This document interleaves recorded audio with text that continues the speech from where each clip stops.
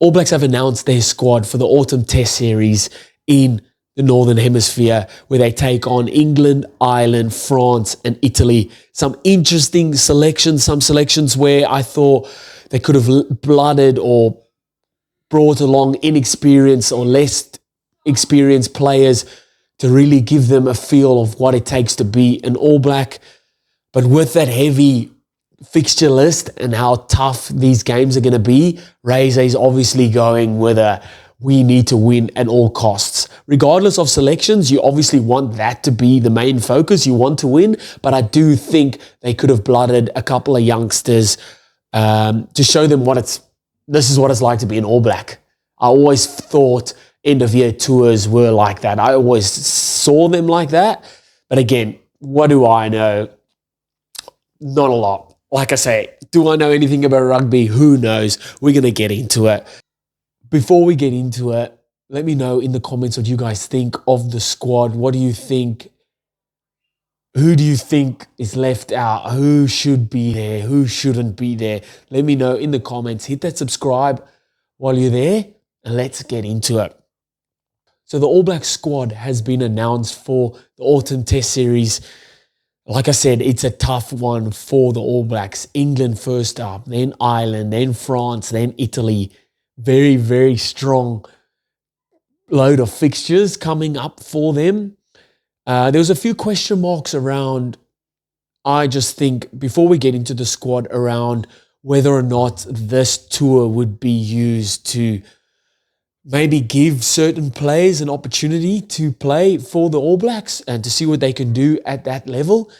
But I do think, looking at the squad, that Razor and coaching staff have gone in with, we need to win these test series regardless.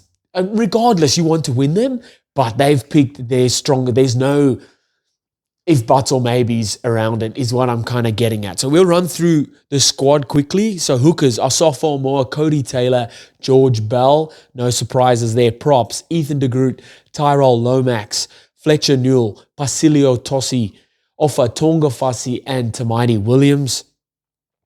Then locks, we've got Scott Barrett, Tupu Vai, Patrick Tuipulotu, and Sam Darry. Loose forwards, Ethan Blackadder, Sam Kane, Samipeni Finau, Luke Jacobson, Dalton Papali'i, Ari Savia, and Wallace Atiti. Halfbacks of Cam Roygard, TJ Perenara, and Cortez Ratima.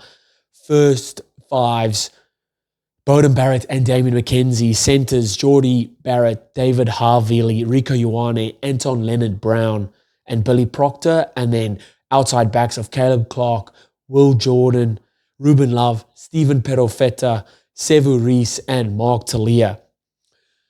Firstly, my guys that I feel like are probably unlucky to miss out here, and there's quite a few. So off the bat, I've got Hoskin Sututu and Peter Lakai. Mainly Peter Lakai.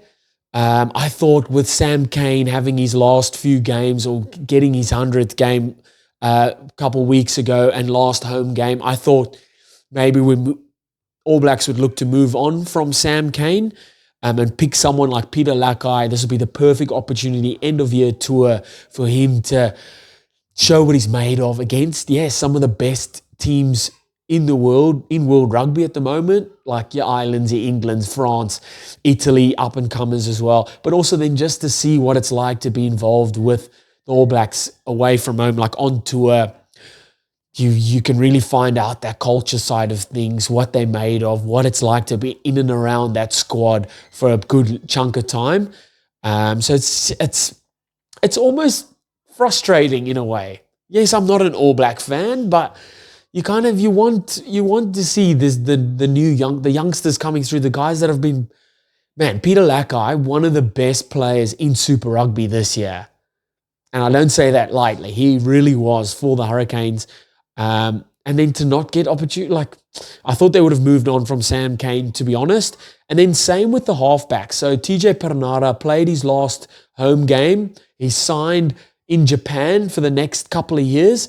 I thought they would have given Noah Hotham a go here. So Roygard comes in, comes back from injury. played for Counties Monaco on the weekend and just carved up, coming in the second half and scored 2 tries off the bat. So yes, he was going to come in.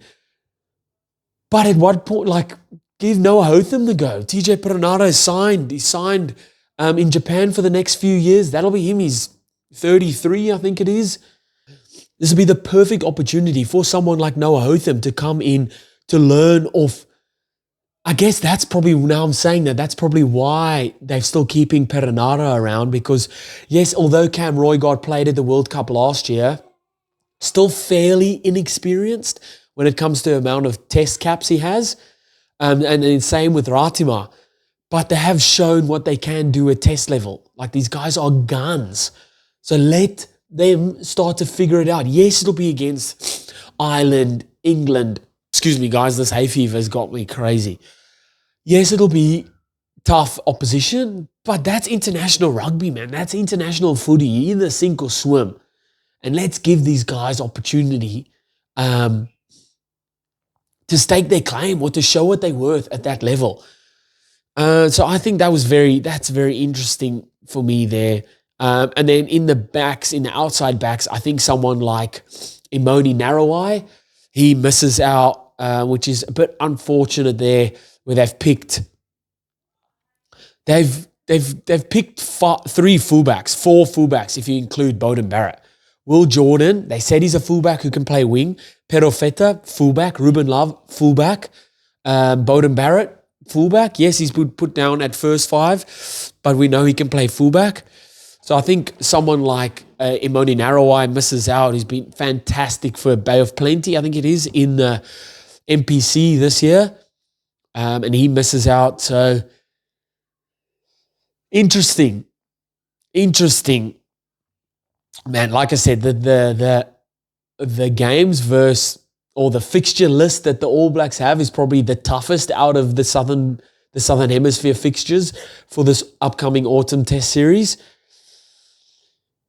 Man, but in saying that, I still think your end of year tour is really a tour what you can use to bleed younger players or inexperienced players, to get them around the squad. And they're a large chunk of the time they're away with the squad, and you can really see what it takes to be an All Black, to be in and around it non-stop. So I really think that they're missing out in that regard. Although, what do I know, man? The coaches obviously know a lot more than what we do.